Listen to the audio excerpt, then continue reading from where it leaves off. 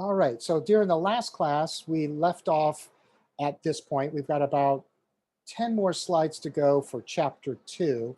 I wanted to, um, I did not want to do that. Okay, I wanted to just kind of review real quickly the last couple of slides before we ended class last week. And this is where we began talking about experimental designs and using data in experimental designs.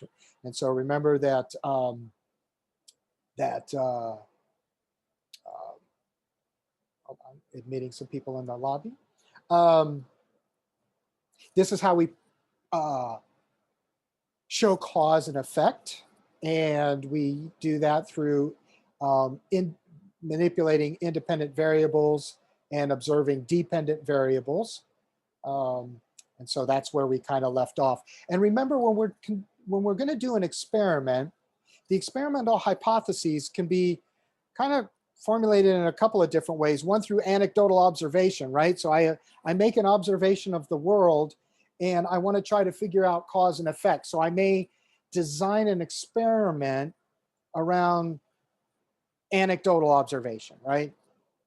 I think the example that we were using was violent television and kids reacting, right? And their behavior after such. So if I'm just a parent sitting at home and I see my kid acting out, and I think it might be because of, them watching something violent on TV, that would be my anecdotal observation. And it's anecdotal because it's not controlled. There's no experimental design. Empirical observation is when we're actually conducting the experiment and we have some controls in place. So I think I stressed this the last class. I want to re-stress it again. You might see on the exam, and you may have seen it in your homework, questions on empirical observation. Don't confuse it with anecdotal observation. Okay, so they're two different things, scientifically speaking. Then. All right. All right. And so we did talk about this last time. I'm just going to go over it real quick. So in an experimental group, in an experimental design, you'll have two groups, right? You have a control group and an experimental group. And it's the experimental group that is the group that is receiving the manipulated variable, right? The control group is the group that doesn't receive the manipulated variable or the independent variable. For instance, showing two groups of kids television. One's watching violent television, the other one's watching regular television. If we were trying to conduct an experiment regarding the effect on behavior from watching violent TV, the independent variable, the variable being manipulated, would be the violent television. And the dependent variable would be their behavior afterwards. The control group would not receive the violent TV. And then operational definition we also talked about last time as well. And that's basically a description of what the actions will be and what operations will be used to measure the dependent variables and manipulate the independent variable, right? So in other words, what is it we're looking for? And what is the methods being used? And how is the independent variable being manipulated? Okay. And then we talked about experimenter bias, and that's bias where the results of the study could be skewed by the researcher's own expectations. Participant bias we talked about last time also, and that's where the participants' expectations may skew the results of the study. And in a little bit, we're going to talk about ethics.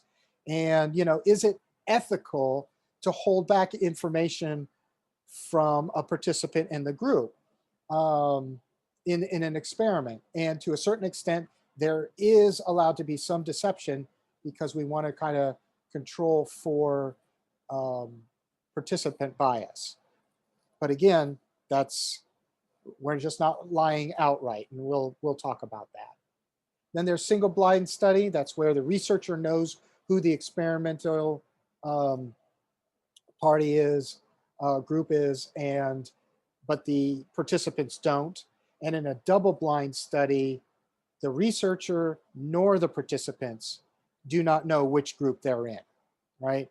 And remember, I think I told you last time that that's the gold standard because that's going to avoid bias, it's going to avoid the placebo effect, um, and make for a more sound research experiment. And then, of course, the placebo effect is people's expectations. If I'm taking a sugar pill and I'm in the control group, but you tell me that this medicine might work, I may, as a participant, experience the placebo effect and think, oh, I think I'm getting better, when in actuality, it's probably just my own expectations.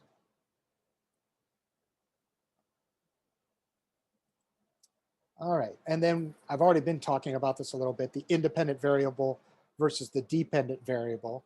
And it's the independent variable that is influenced, it's controlled by the experimenter. In other words, that's what gets manipulated to see if there is an effect on the dependent variable, which is what the experimenter is trying to measure. Any questions so far? I know I just kind of like did a really quick review from last class. All right. Oh, I got one coming through chat, and my screen isn't showing the slides. I think it's on my end. Okay, no worries. That's another reason why I record these lectures, because I know sometimes people have connectivity issues and it can be frustrating. So just do the best you can, and this will be posted later tonight or early tomorrow morning if you're not able to get back in. All right.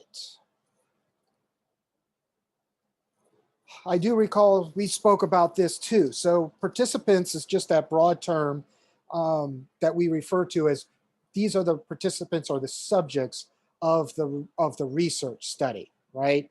And I think I used the excuse, not the excuse, sorry, the example of the United States, right? The population of the United States is 330 million. Obviously, we can't conduct an experiment on that many people, right? So what we do is we take a sample, which is a subset of the larger population. And then the other thing about samples is we want them to be random. And random is important because you want it to be random so that each individual in the subject, each participant, each subject in the experiment has an equal chance of either being in the experimental group or in the control group, right? So you eliminate bias that way as well, right? So you don't get to choose, right? Oh, I like that person. I'm going to put them, I think they'll do good over here. So I'll put them in the experimental group. That's not the way to assign samples. It needs to be random. And this is the slide, I believe, where we left off. And so random assignment, as I was saying, excuse me, sorry,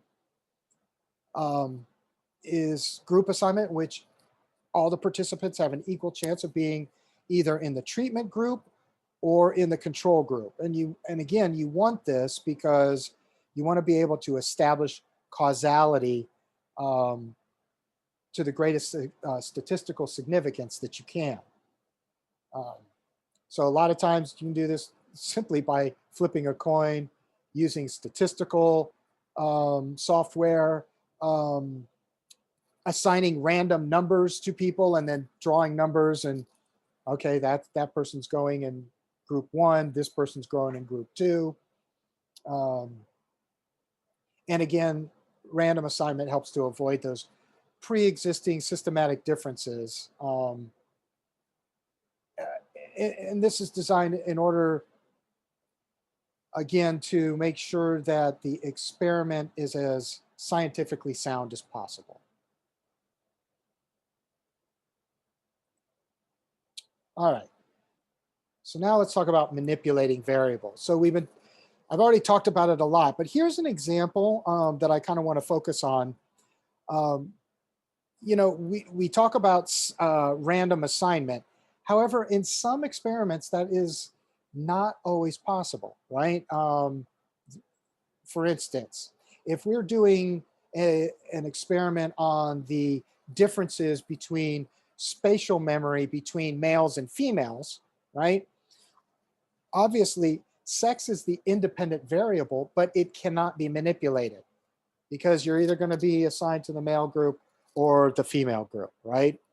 And because males and females cannot be randomly assigned. So another term I want you to learn here is quasi-experimental. So this is this is the type of experiment where the cause and effect relationship really cannot be determined by this type of experiment. So, so it's not really, it's not like, it's quasi-experimental. It's not, I mean, it's experimental, but you can't determine cause and effect. So, and then there's also the idea of ethics, which we'll be moving into. And, some questions cannot be answered by using an experimental design. So for example, the example here is the effect of experiencing abuse as a child on levels of self-esteem. So in other words, we're not going to take children and put them in an experimental group and abuse them and have children in a control group and treat them well. And then later on down the road, see how their self-esteem is. That just would not be ethical to do. So you cannot randomly assign people to receive abuse. Getting back to the case study with Jeannie, if you guys will recall from 2 classes ago, or yeah, the last class I think it was, the case study, right? Obviously, we take advantage of situations that come up to make studies, but we would never subjected Jeannie to that kind of torture. Does that make sense? So let's see. Yeah. And so this would need to be studied by using other approaches, which is what I just said. All right. Once you conduct your experiment and you gather all your data, it's now time to determine or run it through a statistical analysis. And later on, if you continue on with psychology, I think it's, I forget which one it is here at City College, but um, psychological statistics. You're going to learn about statistics if you take that class. And then there's a lab that goes with that class that uses statistical software. SSPS, I believe, is what it's called. It's been a long time since I've done it. But you crunch your data and you run it through this system and it spits out results. And what you're looking for is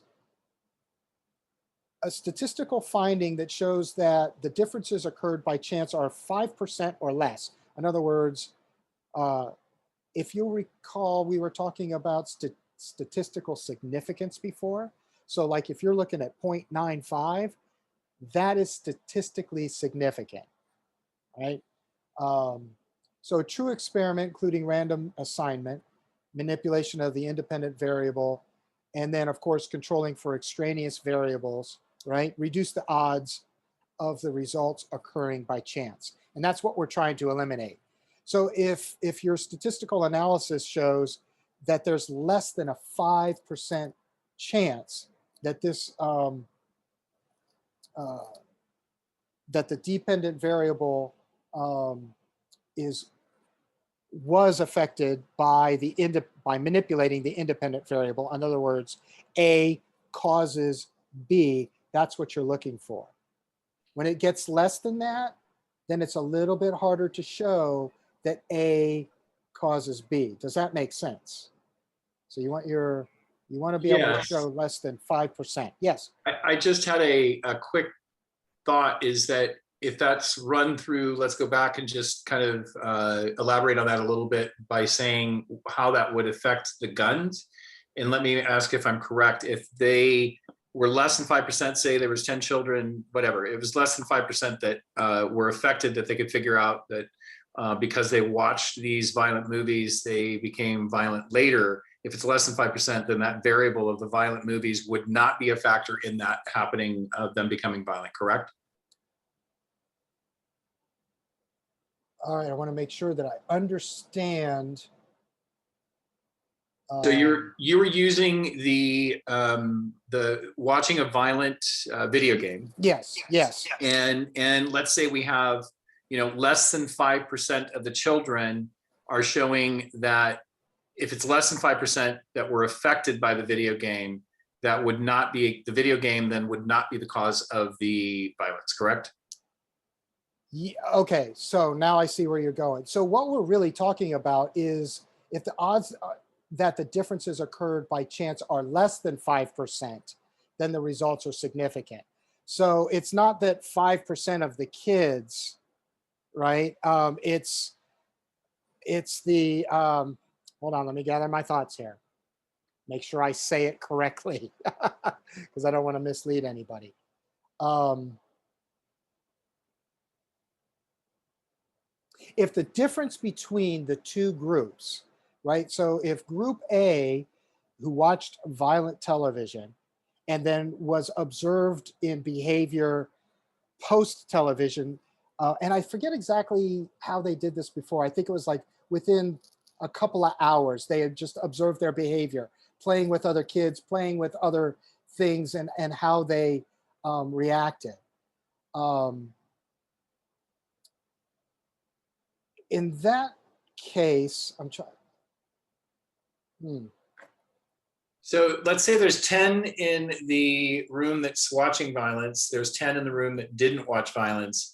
Yeah. If less than, you know, if none of them were affected on either side, then it wouldn't matter. But if one of, Right. let's say, you know, I see what you're saying. It Right. has to be 5% difference between the two study groups. Yes. Hold on one second. Yes, the statistical data. Sorry. Um, sometimes my Wernicke's area and my Broca's area, they fight with each other. Oh, we're going to talk about that next when we're talking about the brain. Yeah, we're talking about the statistical data is less than a 5% chance, right? So let's just look at it. Let's just go the other way. So if 8 out of the 10 kids in the experimental group did act out more aggressively, right? And 10 out of the 10 kids in the control group did not act aggressively. I don't know how the statistical data would come out on that, like crunching those numbers. But to me, that would seem like that would be pretty significant, right? And that's kind of like what we're looking for. Um, so let's see. Okay, I think I got it. Yeah, and I'm going to come back and revisit this because I want to make sure that I'm not leading you astray because I might have shot myself in the foot with my own example. So I will come back to this. All right, let's see.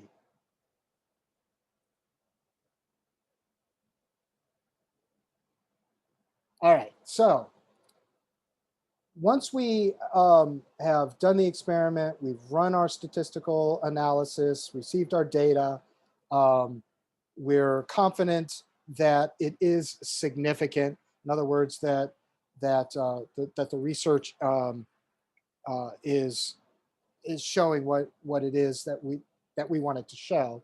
Not, no, that was a poor choice of words. that we discovered, right? That's what I should say. It gets submitted for peer review. And the way that peer review works is the researchers will write up their articles. They will explain their methods. They will explain the population.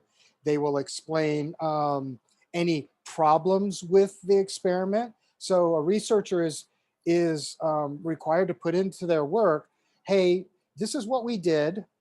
We see that this could be an issue and may need further exploration down the road, but these are our studies right now. So a good researcher will put in potential problems that may come out of it. And it gets submitted to other scientists, and it gets submitted blind a vast majority of the time. So in other words, the scientists that are reviewing the research do not know who conducted the research, right? And that's important so that there's no bias there as well. Believe it or not, many research articles do not get accepted as is the first time. They will review it and they'll go, no, we want a little bit more explanation on this. We want to double check this, and they'll send it back to the researchers to review, and then to resubmit later, which is actually a good thing. That's the kind of thing that we want. If you recall from the causation doesn't equal, or correlation doesn't equal causation um, video that I showed, where she was kind of like talking about the research that showed that if you left your light on with your with your baby in the room, that later on they become nearsighted, right? So there's an example of a study that went through the whole process and then ended up later having to be corrected because what was the major flaw? And the major flaw is that it didn't take into account the genetic um, heritability of nearsightedness from the parents to the children. So to me, I don't know, that seems like a major flaw, but somehow it originally got missed and then had to be corrected. Same thing with the vaccination. You probably read this in the book. The original vaccination research from like the 1990s or late 90s that showed that there was correlation between certain vaccines and autism. And then that got out into the world. And what's unfortunate with that is that article was actually retracted. And I believe, if memory serves me, that researcher was sanctioned. He can't perform research anymore because of manipulated data in a way that should not have been done. The paper had to be retracted because there was no evidence of that. But yet today, that is one major thing that is still out there that a lot of individuals, um, we still hear about, right? Vaccines cause autism or whatever. And yet that paper was retracted and you never hear anything about that. That's another important reason for peer-reviewed journal articles. Oops. The other thing is when it comes to experimental designs is you really want them to be replicated. And the reason for that is you want, if I do one experiment and I say A causes B, and then that's the only experiment that's done, or other scientists come behind me and try to replicate what I did and cannot come up with the results, then there may be a flaw in the original experiment. So that's why replication is important. That's why when they submit their articles, they go very detailed into what instruments they used, what methods they used, how they selected the population, so that another researcher can come along and follow those same instructions and recreate that same experiment. And hopefully, if it's reliable, they will get the same or similar results. For example, the marshmallow experiment. That's one example of a longitudinal study that has been replicated many times. Now, I will say, and I think I said it during the uh, the original discussion on the marshmallow experiment, there are other issues that could be other confounding variables. So, but overall, the replication of that design study has proven pretty consistent. All right, any questions on peer-reviewed journal articles? Because that's what your research is going to be based on for your research paper. Pick at least one. All right. Oh yes, I already talked about the vaccine autism myth. I forgot I had this slide in here, and I kind of jumped ahead. Sometimes I do that. All right, so we talked about reliability, and reliability and validity are two very important aspects for research, right? So reliability means being able to consistently reproduce a given result, right? You want it to be the same. If you're given the same instrument, is it giving you the same type of results every single time, right? Because that's what you want. The other thing you want is validity. And validity is the results given accurate? Is what's being measured, excuse me, is it accurate? In other words, does the test measure what it's supposed to measure? And in the book, it uses the example of a scale, right? So if you have a kitchen scale, but it's not properly calibrated, it's going to give you reliable results every single time. It will give you the same weight. But if it's not calibrated, that weight is not valid, right? So, so reliability and validity is what you need to ensure accuracy and soundness in your experimental design. The other thing about reliability is there's different kinds of reliability. What's being highlighted here is interrater reliability. And that is if you have several observers doing a naturalistic observation, for example, in a study, are they all seeing the same thing, right? Is there agreement amongst the observers that what is being observed is being measured correctly, right? And that's in recording that classifying an event, making a certain determination of their observations.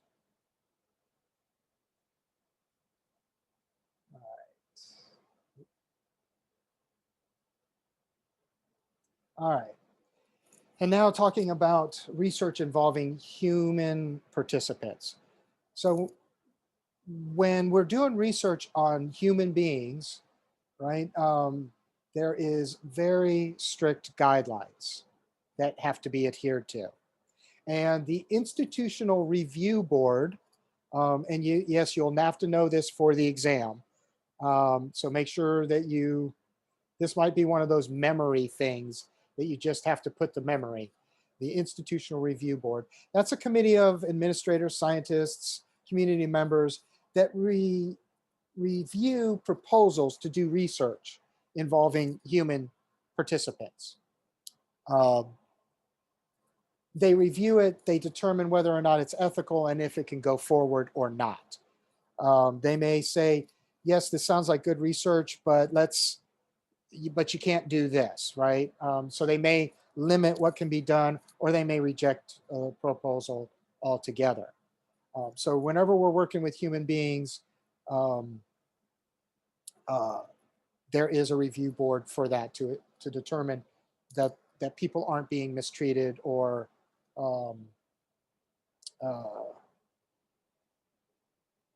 abused in any way.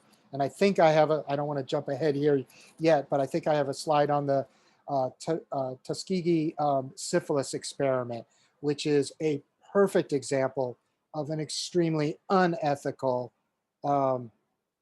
experiment that was conducted. And there are other examples that have happened in the past. So the IRB, the Institutional Review Board, is designed to prevent those types of activities from happening. And then informed consent, that's what you need to do with your participants, right? And so the informed consent has to have several aspects to it, right? So the person has a right to know what are the potential risks involved. If I participate in this experiment, what am I risking? What are the implications of the research? In other words, how is this going to help down the road? The other thing is notifying that the participant that it is voluntary, that they can leave at any time. Later on in the semester, I'm going to show you an experiment that was conducted, the Stanford Prison Experiment. Some of you may have heard of it. It's pretty famous. There are some little ethical issues with that in how they treated some of the participants, and voluntary participation was one of those as well. So very important that that the person knows that they can leave anytime. And that notification that any data collected will be kept confidential. So in other words, if I participated in an experiment and I'm freely giving some information, that information is going to be kept confidential and not released and connected with my name, right? Earlier, I talked about deception. And I said sometimes, deception is okay. And in other words, if we may not tell the participant what our hypothesis is, because if we tell the participant what the hypothesis of the experiment is, then they may participate in such a way to please the experimenter, or it may skew the results in one way or the other. And we want to make sure that that does not happen. So deception is sometimes necessary to prevent the participant's knowledge of the research question from affecting the results, right? So that's what we're trying to do. We're trying to prevent them from skewing the results, and I really believe that most people, if they participate in a research study, they're doing it out of the goodness of their heart. It's not like people are kind of coming in to try to manipulate, but human beings being human beings, we might want to people please.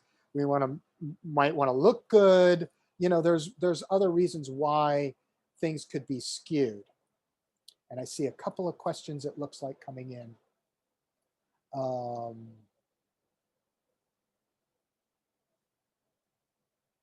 Amy, see me after class because I'll have to. Okay. Yeah, so no Sorry. worries. Okay. We'll work it out. Thank Is there ever deception used on anonymous surveys? Interesting. So deception on the part of, if you want to type into the chat, deception on the part of whom? The participant or the organization conducting the survey research? You want to type that in real quick? Yeah, so I was just curious. So we talked about, I remember last week you talked about how the anonymous surveys are important because people won't want to people please, or they won't be afraid to answer truthfully. Right. I was Yes. just curious if deception is needed to be used in any anonymous surveys for the clientele for getting their answers. And it's interesting that you say that. I will tell you that there are instruments that have been created that have certain questions in the instrument. And unfortunately, at the moment, I can't think of a good example. So I'm going to just have to describe it, where certain questions in there are put in there on purpose to try to determine the level of accuracy coming from the participant. So, and that gets crunched into the statistical analysis as well. And so what that does is that tries to control for that. Again, not that a person is being purposely misleading. And in anonymous surveys, I think they're great because if you're asking about substance use, gambling behavior, sexual behavior, criminal behavior, you're more likely to get more accurate and honest results if the person is absolutely certain that it's not going to come back on them, right? But then there's going to be the phrase test question comes up to me, but that's not the right term. But there are certain questions in there that they throw in just to see if the if there's any skew going on. As far as surveys on deception on the part of the person conducting the research, I'm not really sure. I can't think of a direct survey. There probably are some surveys that say we're studying this, but their questions really are geared toward to find something else out. That would be a type of deception, yes. And then the other thing too is if an experiment does involve deception, in other words, you purposely mislead the client or the participant in order to avoid, participant bias, you're responsible after the fact to debrief them and tell them the results of the experiment, what the deception was for and why it was done once the experiment has concluded. So you're allowed to deceive up front to a certain extent, but you can't keep it a secret at the end. You have to debrief the participants. So, and here is my Tuskegee syphilis study. And this was a study that went on for a very long time. It started in 1937 and continued, I think, until 1949 or a little bit later. But they were studying the effects of syphilis in Black men. And so what they did is they tested these two groups of men, right? Syphilis positive, syphilis negative men. And those that tested positive were not informed that they had the disease. They were not told. And so, and what they wanted to do was they wanted to study the longer term effects of syphilis. And so they didn't tell the people that were infected that they were infected, which means those men unknowingly went on and infected other people, I am sure. And then the other issue with that is in 1947, when penicillin was found to help, it was not administered to the participants. So there was an effective treatment, and it was not provided. And as a go ahead. I just Googled it, and that study went on from 1932 to 1972. Ah, that's right. It did go on that. I knew it went on for many years. I had forgotten that it was as late as 1972. So think about that.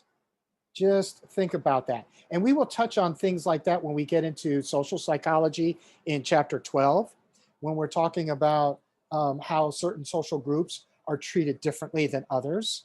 And here's a perfect example of that. 1972. 49 years ago. That's not that long ago. And that's just horrific. Thank you for that. I knew it went on for a long time. I just could not remember the end date for it. And we wonder why people are distrustful today.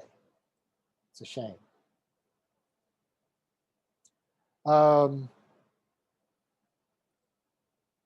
All right. Any other questions on the deception, debriefing, human experiments and ethics?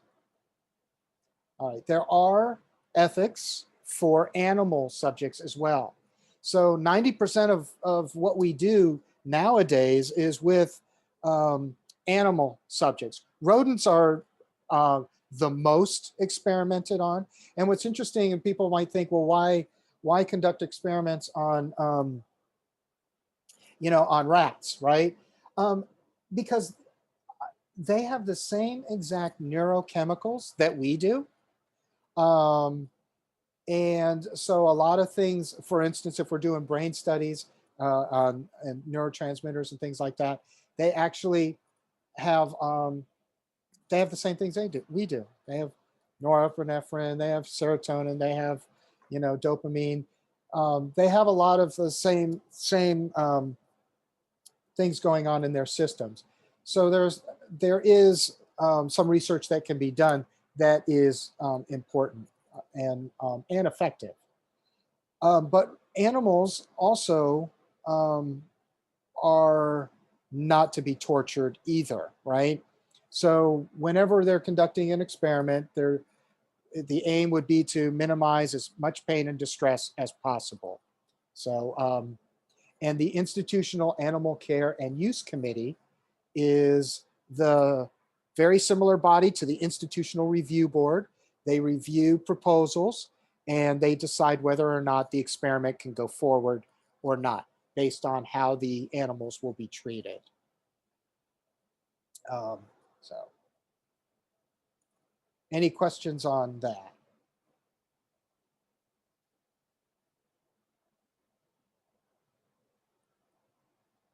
All right, and that is the end of, let's see, this show.